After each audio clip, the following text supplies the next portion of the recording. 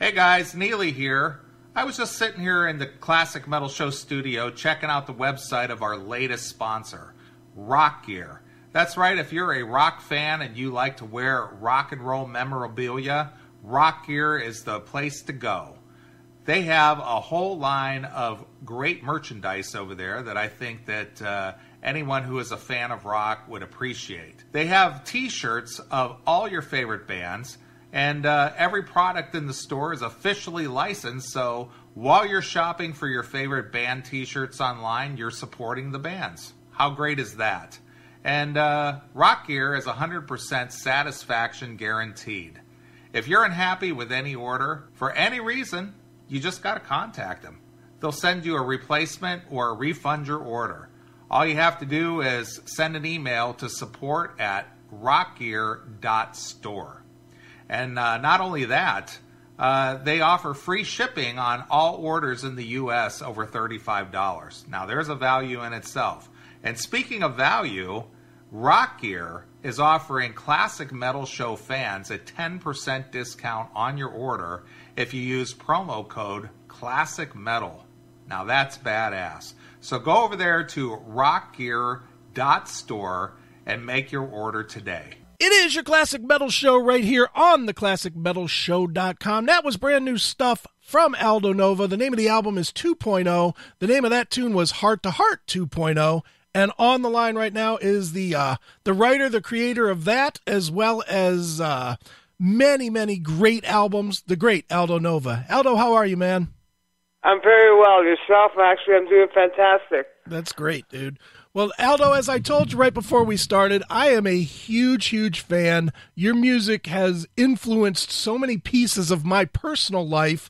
You know, everything from, you know, I like I told you before, I saw you first when I was 13 years old. I saw you at a coffee break concert for WMMS, like when you were first starting.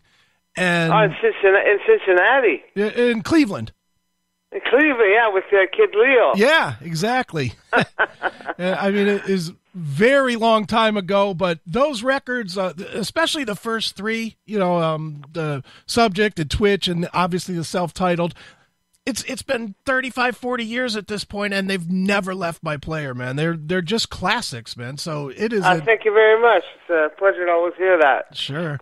Well, Aldo, I guess the obvious place to start is to just go right into this new release, which is called 2.0. And for people that don't know, it's you took 6 of the best songs from the debut album and you re-recorded them, put a new spin on them, put your own flavor on them. I guess the obvious first place to start is, why did you decide to tackle something that I would think most of your core fans would argue with you was a perfect album? Well, April 1st, 2017 was going to be it was the 35th anniversary of my first album. Okay. And, you know, for me it was a landmark date because 35 years, and that was the date that, that put me on the map and that actually got me exposed to the world. And what most bands do usually when they have a landmark day like that is they just remaster, re-cue, change the artwork, and that's about all they do. So, and I had heard that that's what Sony was going to do, just remaster, put a couple of new pictures and stuff like that. So when I turned 60 in November 2016, I basically had gone through the mill, and I just wanted to basically turn the page. Mm-hmm. And then I realized that I needed to start a whole new book. Okay. And so that night I said, well, what can I do that's going to make this April 1st, 2017 special, or the 35th anniversary of my album special? Mm-hmm. And that night I had the idea, so why don't I just re-record everything from scratch? And I started with the hardest song. I started with Fantasy. And I figured if I can do something with Fantasy and to get it so that when I hear something come out of the speakers that's exciting, and that'll be exciting for other people, then at that point I'm going to keep going. Otherwise, it's just a pipe dream at that point. I started with Fantasy, and I did this exactly the same way I did the first one. I put on a drum beat, I put on the chords, and I put my vocal on it, and then I started elaborating from there, and I started jamming with myself like I did with the first record. The first record was sort of, I winged it. I just, I made it up in the studio, and I just started with a fresh start, as if I was doing the first record again, but 35 years later. Okay. What was the hardest was keeping the innocence of the first record, like not changing the songs, not changing the lyrics, but putting the experience of the 35 years of that I've acquired over the years. And but when I started getting even reactions from guys like Bob Ludwig, who's probably the best mastering engineer in the world, that came back and just jumped on board the project, and then I knew that I really had something, and then I just kept going from there. But don't get me wrong. I mean, of course there's going to be some fans that are going to go like, oh, well, why try to fix something that's not broken? Sure. For me, the first record is definitely not broken.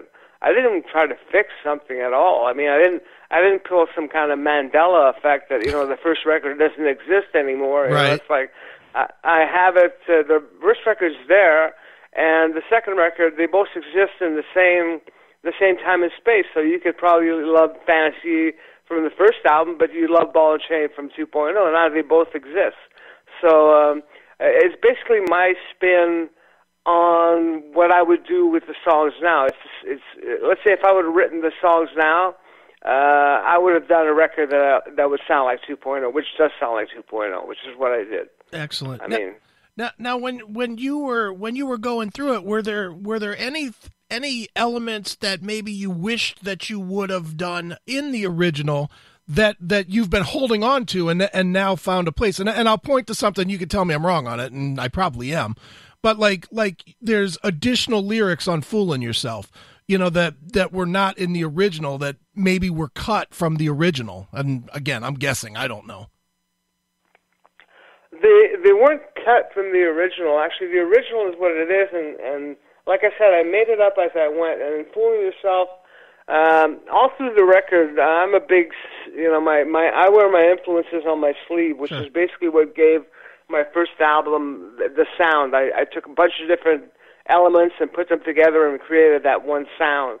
And on this new album, like at the end of Fantasy, there's a flat out Carry On My Wayward Son, from Kansas, right there at the end. It goes da da da da, and that's done specifically so people will hear, well, this is what I listen to, this is what I like. And in Fooling Yourself, there's a part in the middle where I break it down, and that's my nod to Boston.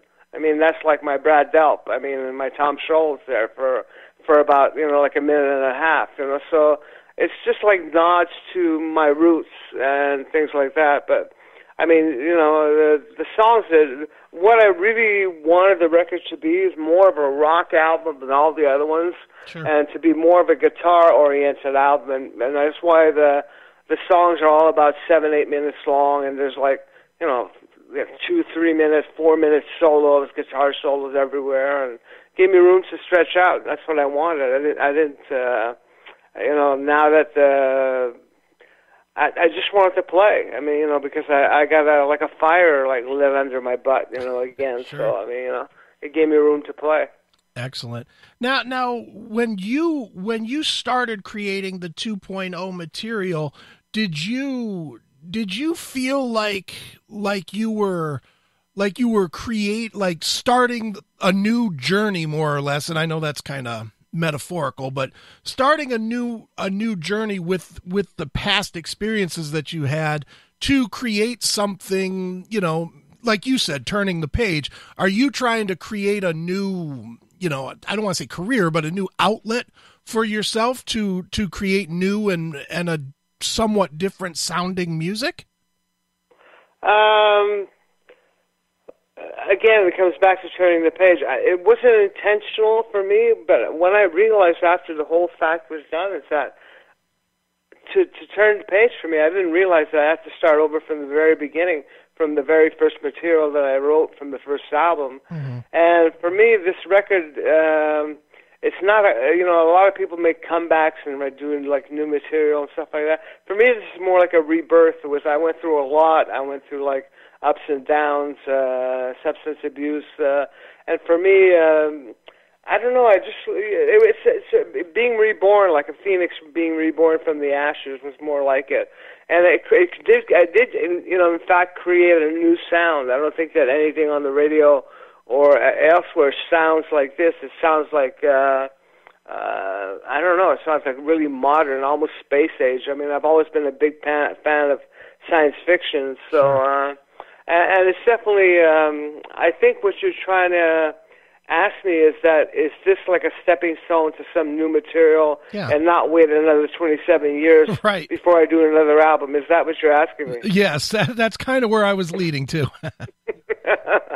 Okay, yeah, definitely. Actually, I spent, in 2008, I stopped consciously working with other people, writing for other people, working with other people, and I started working on a rock opera called The Life and Times of Eddie Gage.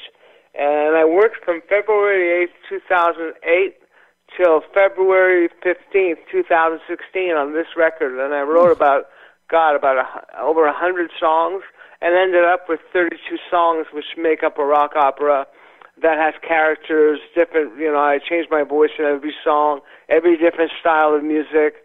And so that's already done. It's finished. It's in the back burner, but this, I'm not sure if that's going to come out after this, but because, like I said, 2.0 really ignited a fire and a passion for me. I mean, I hadn't touched a guitar in years, and, when it came time to do that, I was really, like, on fire. I really wanted to play. Like, now I play every day, so now I've got so much music pouring in my head, it's hard to sleep at night. I mean, it's just like comes and comes and comes, so, I mean, I think that this is just the beginning. I mean, there won't be a disappearing act after this, that's for sure. Excellent. Now, you mentioned that you had not, actually been actively playing, and you certainly were no stranger to music. I mean, you've had big success, behind, as a producer and as a writer and whatnot. Did you ever get the satisfaction from doing that, from working with other bands or writing for other artists and whatnot, that you got from producing your own material that you start to finish handled? It's a different kind of satisfaction. Monetarily, it was better. Sure. Because as far as having a career in the music business, it's not really, you don't do it for the money. That's one thing with 2.0. I mean, it wasn't as if it's a record made that I completely self-funded. I paid for it all myself. When I work for another artist, I have to sort of put myself in their shoes. Mm-hmm. Let's say I wrote A New Day Has Come for Celine Dion, and that's about, I had to she was expecting a child, and so I wrote that song as if I was in her shoes, speaking that she was going to have a miracle happen to her. And so I always have to step into different shoes. So the satisfaction wasn't as great as having, let's say like 2.0. Let's say that it does well. I mean, it's being well received. But no, doing something yourself is always like more satisfying than working for other people. Sure. In a lot more ways than just like putting yourself in other people's shoes, Sure. Was there ever any frustration in that? And I'll point to one that I always wondered about. Was I had always read that you were very influential in the creation of John Bon Jovi's Blaze of Glory record, and yet you weren't credited for that. Was that, A, is that true? And B, if that is true, was that frustrating? No, I don't get frustrated by that. I'm not a guy who was, a lot of people have their egos, like to have their egos fed. I don't particularly, the work I did with John was, the lick that was written for Blaze of Glory, the opening lick, I came up with that. And I did like a lot of the demo work. I was down there and doing a lot of the production arrangement. Most of the arrangements on that record are mine, and no, I know I got to thank you, and he's never one to really detail who does what on the albums. Sure. Anyway in the credits. So no, I'm not frustrated at all. I mean, life is life, and that's what you get, and it's like I'm more I'm more into my career than what happened. Sure. That's also part of the fact is the turning the page thing. It was just like chasing Sony around for money for unpaid royalties, right. Things like that. I just wanted to, like I said, just wipe that, forget about all that, and let's just start fresh. So. Sure. Well, with the release of 2.0, can we expect at some point to see you back on the road, or is that something that's in the past for you? No, on the road for sure. I've been training now heavily for 14 months, doing weight training, doing aerobics training, doing working my voice, playing guitar 4 hours in the morning. I'm in the best shape I've ever been in my life, both physically, mentally, spiritually. I'm geared up for the road. As a matter of fact, I'm putting a band together now, which is pretty hot. I've always had an eye for talent. Just look at my Blood on the Bricks band. My guitar player was Felix, who's now one of the most well-known guitar players on the planet. Sure. So now I've discovered this female drummer who's just like a monster. So she's part of my band. So I'm putting it together my band. I've always liked a band that looks like a band. I don't like just one guy in front and have a bunch of backup musicians.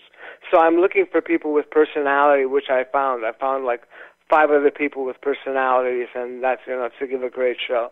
Yeah, touring. I'm just in the process of, a lot of bookers and booking agents. What they want to do is they want to put you in these, summer festivals and play in front of for large money in small places, or large money in large places and hit few towns. My mentality is go out there and work. My idol for me is Joe Bonamassa. He got famous by working and being on the road, as many nights of the week as he could, and so that for me is my template to success. Just go out there and work. No doubt, man. Well, Aldo, let me ask you a music industry question. The industry has changed, and probably not for the better in the last, I'll say, 15 years or so. For you as somebody that has made your entire career, in the music industry, what's more disappointing for you? The way the industry allowed itself to fall apart, or the fact that the current generation, the younger kids, just don't seem to value music the way that we did when we were younger? They don't have a product that they buy and memorize the credits and learn who's playing and who's producing and all that. It just seems so disposable, which is, for me personally, I have kids, and it's disheartening that they don't know that piece. But for you, that's the thing. Well, everything was being digital. Even myself I pride myself on my artwork, and I just posted all the artwork on my Facebook page for the people that bought the record online that wasn't available. And I was one of those kids that used to, have the vinyl records where you actually had room to put credits on, and I knew who did the artwork, I knew who produced, much like yourself. And I think that now, because everything is digital, and most people don't, my kid is 20 years old, he hasn't bought any music or movies since he was 13. Sure. And so, much to my chagrin, but I think that the quality of the music nowadays, I don't want to slag it, because there's some decent stuff. I think it's just disposable. It's like fast food. It's like a Big Mac. You'll eat it and you'll be hungry an hour later. And so it won't last. There's no classics. So I find even with my sons and my children, they're all going back to the classic, the 70s music and the 80s music. 80s music now is making a big comeback. Sure. So I think that they're discovering the fact that auto-tune sucks, and let's listen to some real singers. I think that's the great thing about Greta Van Fleet. They're hopefully they'll open some doors to a bunch of other new bands. Just like I'm going to open some doors to a bunch of new geriatrics. Very nice. I'm curious, Aldo, as a guy that's had success and certainly has albums, that are iconic to a lot of people, what do your kids think of your music? Do they appreciate it, or are they like, it's just my dad? No, they love my music. Yeah, they do. Yeah. I'm the one who gets shy, but no, my kids really respect what I do, and they know that I work hard. They know that I'm passionate about it. But then again, they're like awesome musicians themselves. Okay. I mean, so they do different styles, but they're extremely passionate. My daughter's super talented. Both my sons are really talented. They're both like produce. I've gotten them each their own little studio, and they each program and produce. They write their own stuff, and so they're very creative. So. Yeah, they appreciate what Dad does. Now they know how hard it is. Excellent. And they know like how hard it is to make money because we're all broke. Well, somehow I doubt that you're broke with the resume that you have, sir. But I'll take your word for it. You'd be surprised. It's like really. A lot of people seem to think it's really lucrative, but I'll be honest with you, but. I wrote a song for Celine Dion called A New Day Has Come that was like in 2001. Mm-hmm. It was like #1 in 26 countries, and it stayed there for 6 months. And I'll be like honest, like sure. for the people out there that are listening or for the people that are reading, a song like that doesn't even make $7,000 a year. Oh, wow. Believe it or not. Okay. So it's like, it's not as if I'm rolling in the dough here, so. No kidding. Wow, that's shocking, really. You would think that, just the fact that you penned it, does it generate, does it, when you do something like that, maybe it's not generating financially from the one song, but I have to guess that it then generates more interest from other people that see that you wrote this song that had such longevity? Yeah, but the problem with like doing something for like an artist with Celine Dion is that she puts such a stamp on it, right? That you know what I mean. It's like hard for people that are going to cover that. It's like somebody who's going to cover the Titanic, or somebody. I mean, Steel Panther did Fantasy, but it's very rare you'll hear another band do a version of Fantasy. Right? I mean, I covered myself, but actually, I was lucky that I did. So it was. It's like, it's fine. But like I said, in 2008, I stopped working with other people. I just wanted to concentrate on myself. My rock opera was my main thing, and sure. I'm really proud of that too. And I'm dying for people to hear that. Awesome. Well, I look forward to hearing it. As an Aldo Nova fan, that still, in my phone has the first 4 albums, are in my phone and get played at least once a month. I can't wait to hear the rock opera, man. Sounds awesome. Oh yeah, no, it's fantastic. Very it cool. really is. It's got like from classical to heavy rock to, it's got, different characters. I changed my voice in every song. It's like really, it's just something else, Sure. Well, Aldo, for now, people are going to have to get the new 2.0. It is Aldo Nova back with 6 songs and 1 new song. Let's talk about that one real quick. The I'm a Survivor song. I understand you had originally maybe penned this for Lou Gramm, but then you kept it for yourself? Well, I penned it I got contacted by Lou Gramm's management at that time. He was starting a solo career. He had quit Survivor. He had quit Foreigner. It had been a couple of years. Mm-hmm. And so I got contacted and commissioned to write a song for him. And so, I never met Lou. It was just like a long-distance thing. I never talked to him. Okay. So I wrote a song, and that song was called The Insider at that point. And the lyrics were all different, and it was all very mechanical. It was all drum machines, and there was nothing really organic about it. And it sat on my hard drive. That was in 2009. It sat on my hard drive till 2012 when my wife was looking for a song for a show she was putting together, and so I just proposed this song. And she said, this song is a hit. She says, and somebody else heard it, and they said this song is a hit also, who was in the industry. And I really didn't believe it, but when it came time to do my album, I got the title I'm a Survivor, and since I'd been through, all the ups and downs and the curves that life had thrown me, and I made it through, and I'm still standing tall. Sure. I changed the title to I'm a Survivor and wrote the lyrics and made it very autobiographical. If you hear the lyrics, you'll hear and say, after 35 years, well, I never gave up. And so that's basically, it's a song that hopefully will inspire a lot of people. That's, if you're down, you can listen to that song. But, I also give it like my twist. There's a lot of guitar breaks and a lot of drum breaks. And Sure. I'm a frustrated drummer, so. Very good. Well, Aldo, the new record 2.0, people should definitely seek it out and get it, and whatever method they get it these days. Where can people keep up with you and find out, where you're going to be and all that good stuff? Well, I have a Facebook page called Aldo freaking Nova. All right. That's on FB that I manage completely myself. That I do everything myself. I do all my own posts. Okay. People send me messages, I'll message them back, which stuns the crap out of them because, they just can't believe it. I'm actually writing them back. They don't believe it, but it's actually me.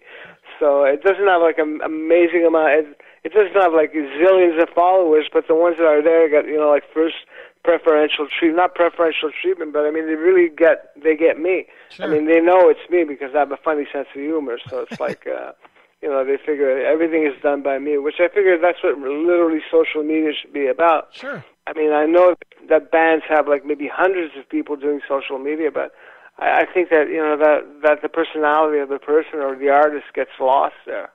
Excellent. Well, we will send people to Aldo freaking Nova on Facebook. And Aldo, as a tradition on the show, we always let the artist pick a closing track from the new release, maybe tell us a story about it. So what would you like to end this interview with? Well, I already told a story about it. Why don't you play I'm a Survivor? All right. Well, we'll do that then. Here it is. Check it out. It's Aldo Nova with I'm a Survivor right here on your Classic Metal Show. Hey, it's Chris Aiken from the Classic Metal Show.